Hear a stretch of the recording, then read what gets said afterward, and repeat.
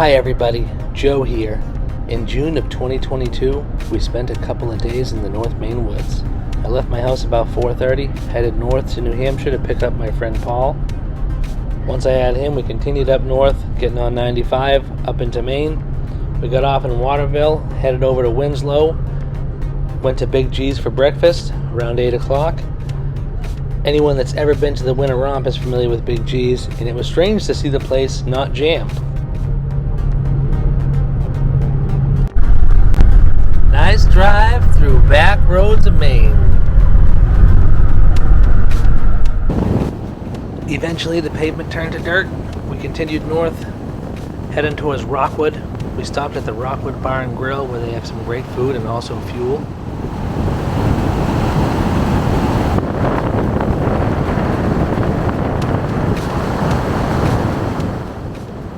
At one point we took a little break and I checked out my friend's rigs. And we headed to the 20-mile checkpoint. Scott, what year is your Power Wagon? 2019. No, what year is your ZR2?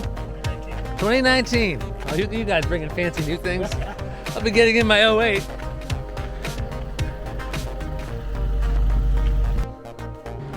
We got to the 20-mile checkpoint. We checked in, we paid our fees. They also had some hummingbirds, that was pretty cool. Then we continued north exploring and checking out different campsites.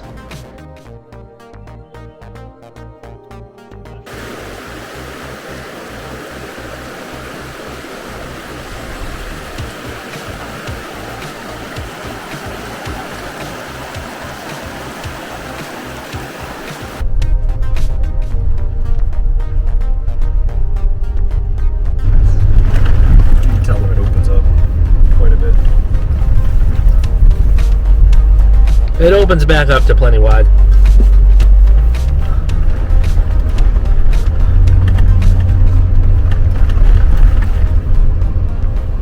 This is more like a...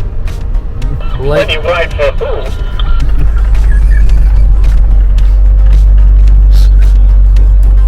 I mean, just saying.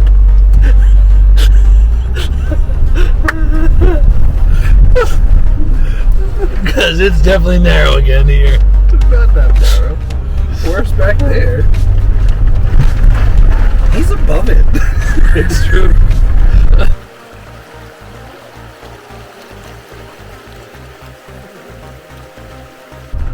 My favorite is when you don't even make an attempt at slowing down at the giant waterfall. You're just like, What choice do I have? We can either get there or break it or not. I'm not in control of this. It's a Rover. yeah, but you're more likely to break it. I'm not. It doesn't matter. It will break when it breaks. It's just like It's true though. 152,000, 152,003. Done. Bing. I would say the roads you just saw are a pretty good example of your average back road in the North Maine Woods. The main roads are a lot wider, but not necessarily any better. You don't need four-wheel drive, but you all of a sudden could. But they're a lot more rugged than your average dirt road. Here is the campsite that we settled in on. It was a fantastic site, beautiful views. Scott made an amazing dinner. We set up camp. We put up the British flag for Randy, who we know from Land Rover Bedford, who couldn't join us. And then we all went to sleep. I slept in a Haven XL hammock tent for both nights. It was my first time using it and I slept really well. Although I was in a halfway decent spot for sleeping well, but the tent is great. We had a nice breakfast. We checked out the campsite a little bit more, relaxed. Paul did some fishing. Oh, baby. All right.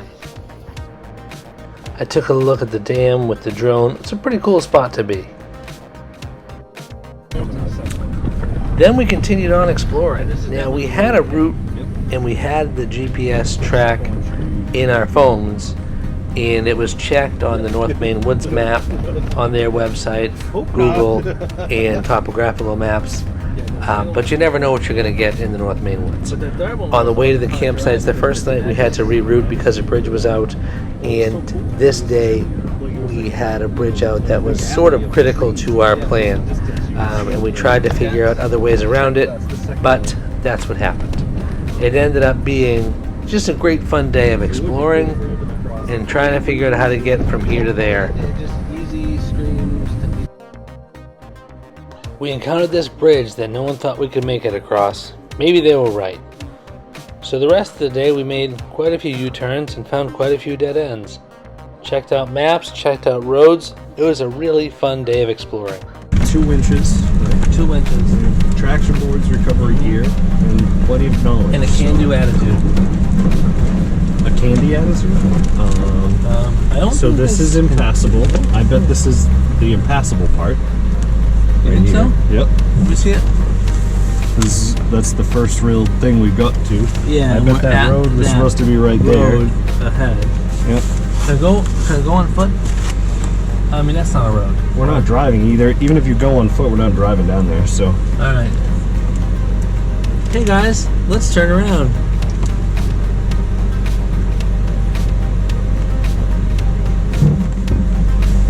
Somebody else already did. There's tire tracks right here. So, we never saw those pickup trucks come back out. Nope. So I think if we go that other way I was thinking, if we come out here and go straight across the road, we should...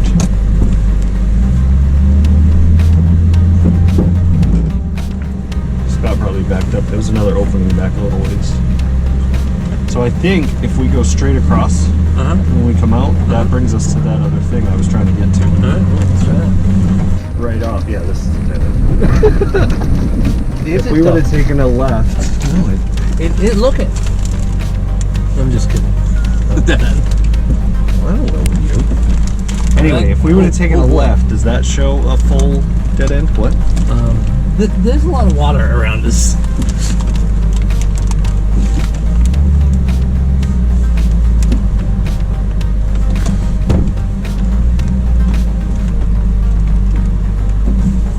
On my map, Paul, it would have brought us down to a stream or something where it doesn't show any crossings.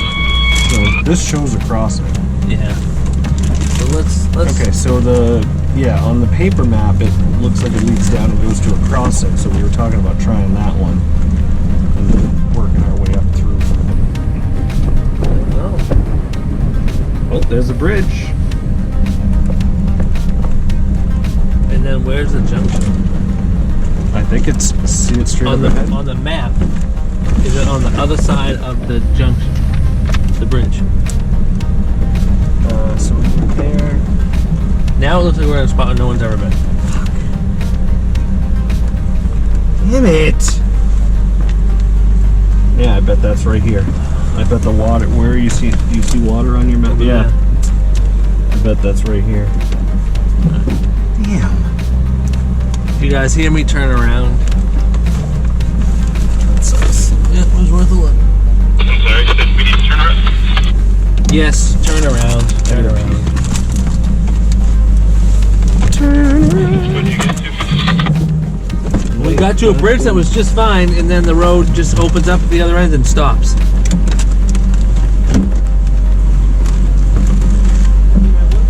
The only thing that makes me think, like, remember when we were in Pittsburgh? Yep. And those people went down and turned around and we said, fuck it, let's see what it's like. Yep. And that's where we found that road that was all like covered over. Like, I wonder if it's the same thing where, like, once you get past a certain point, all of a sudden you're like, oh, there's a road here again. Yeah, like it looks like down that way there's a gap in the trees. But it's way more. Alright, I'm still driving towards you to find a spot to turn around, so I think I just found a spot. Yeah, I'm at that road you said not to turn right on.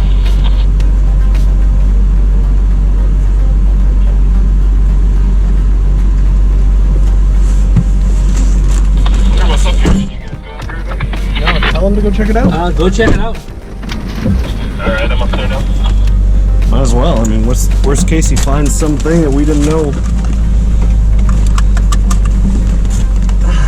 fuck that sucks. Hey, no, I was no, starting to feel it. When we went over a bridge, I was like, I was like, yep, we're good. All right, we went over that bridge. Or my man. Get to that intersection of the T. Is there a left and then a right, and we bring it back out on that main road? That's split up and down. It drops off, but at least it's solid. Or at least it looks solid, I should say. yeah.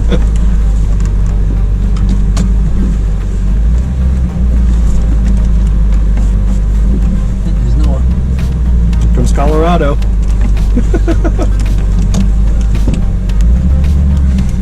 Alright, so stop for one quick second. I can show you one more thing. So, we are on this road right here. We're going to go back out here, we're going to go all the way down here past all these chutes and things. If we came down to here at this junction and turned right, we came up into here. That's where I was seeing those trails. We can get up to here and then work our way down to this bridge. I think it's too. It works on the map. Let's just go to the main roads. After a couple turnarounds, we headed back to the main road. We encountered quite the storm. There's a lot of water here. I know, but you might want to slow down because we could end up in one of those bridges. Elm Stream campsite. What is it? Elm Street? Elm Stream.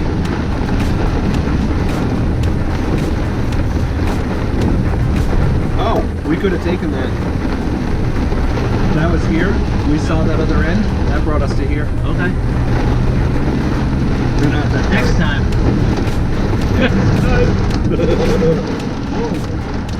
After a quick break for lunch, we encountered something a lot less common than moose in the North Maine Woods. tree was really up there. I'm getting signal again. I've got signal. Hey, Noah, I've got signal. Paul has signal as well. You said you had signal? Yeah. I've got 1 bar. Alright. If you don't mind, I'll just try to call my dad for his birthday real quick. It won't take long. Did you lose it? Uh-oh.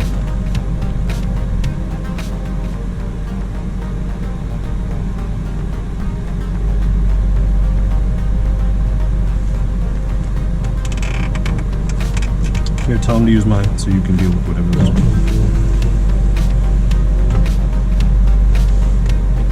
It's 1 bar, so.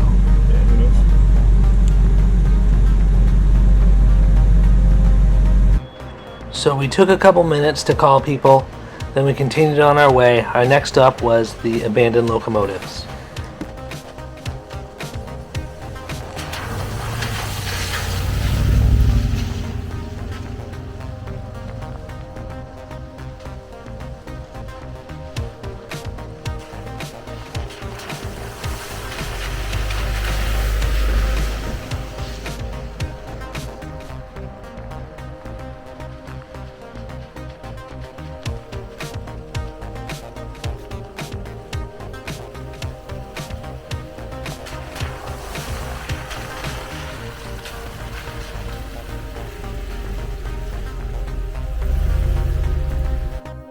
Here we are at the hike to the locomotive. Bathroom here. Plenty of room to park. Signs that say where the path starts. Hike is just under a mile each way, and then there's another half-mile hike to the tramway, which we didn't take. It was getting late and starting to rain. There's wood planks to walk on over the soft stuff, which is for quite a bit of it, but it's well done. Easily marked trail, easy to follow.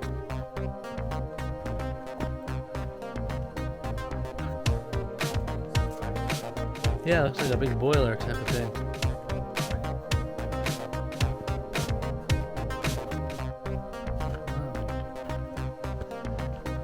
Almost there, Paul. I'm looking at a sign that says 1 more mile. You know you're getting close as the tracks get more apparent and there's more and more train-related stuff around.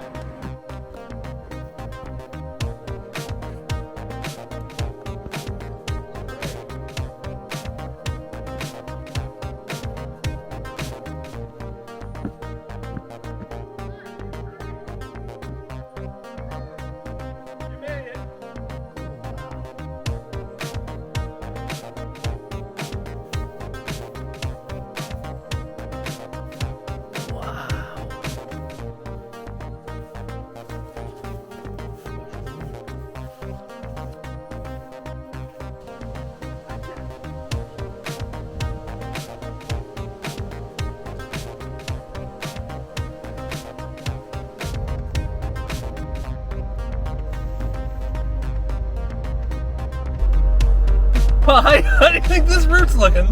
Not good. Not good? Not good? Let's see. Good. I think it looks just fine. Just fine. You want to hold that for a minute? Sure. The road is very well traveled.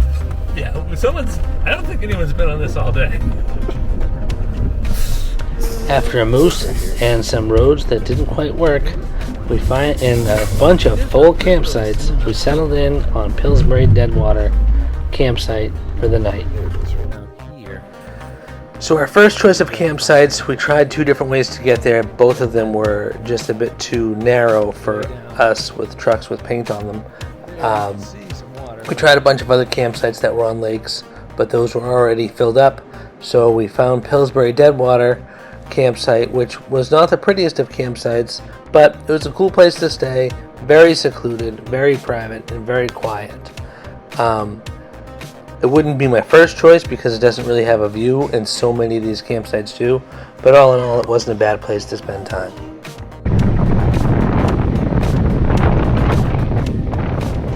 We had a slow start to the morning, but we got up, we had breakfast, packed up our gear, and we headed south.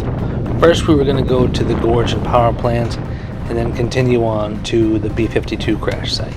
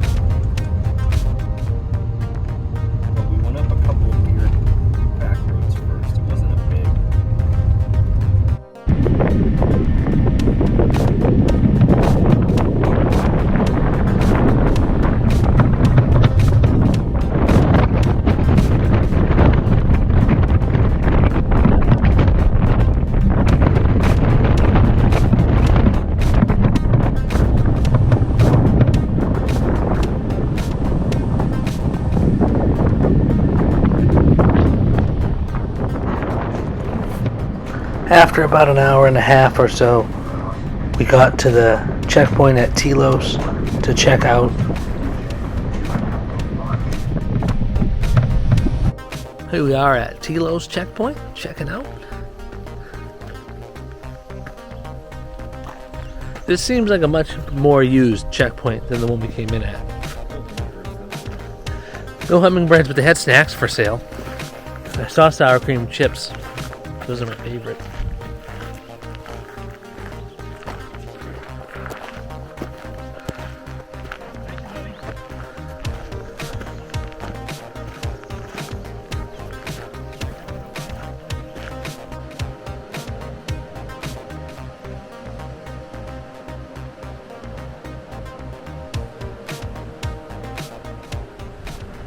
On the way south, we stopped at a couple of scenic spots, a gorge and a dam. And while we were at the dam, we got to see some sort of river adventures loading their boats in, so we stayed to watch them float on down the river.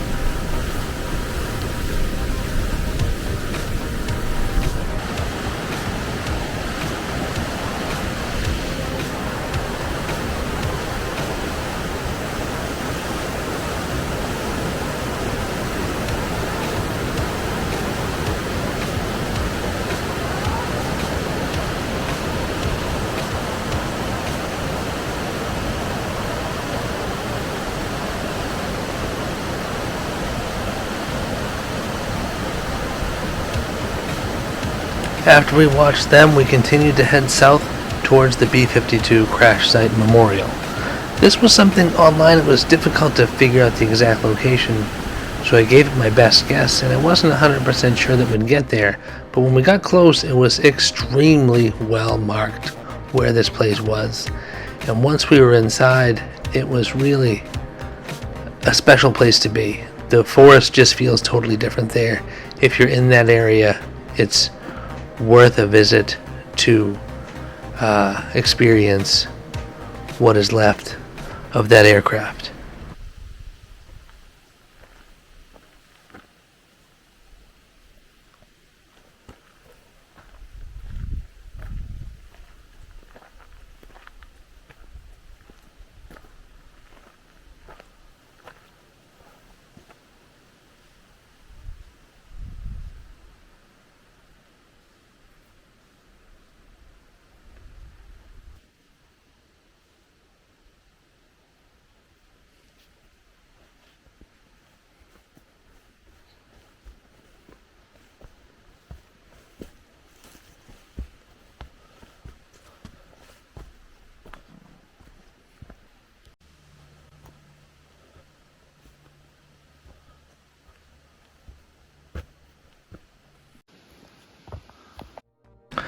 Before we headed out from there to lunch, which would now be dinner, we took a quick look at the fuel gauge and realized I needed some more, so we emptied our fuel cans and then made our way to the stress-free Mousse for something in between lunch and dinner.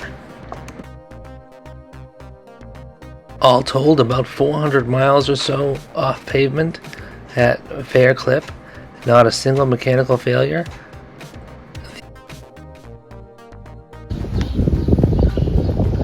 Tire has slices like this. That's a good sized one there. But every tire has slices like this, and I haven't even looked at the insides. But no flats. No flats. No one had a flat. So I am happy with that. What a fantastic trip. I hope to do it again, maybe in the early fall, but this time without an agenda, with nothing to do but explore. I've seen the trains, we've been to the crash site, just explore the roads because some of them just look so interesting. Thanks for watching.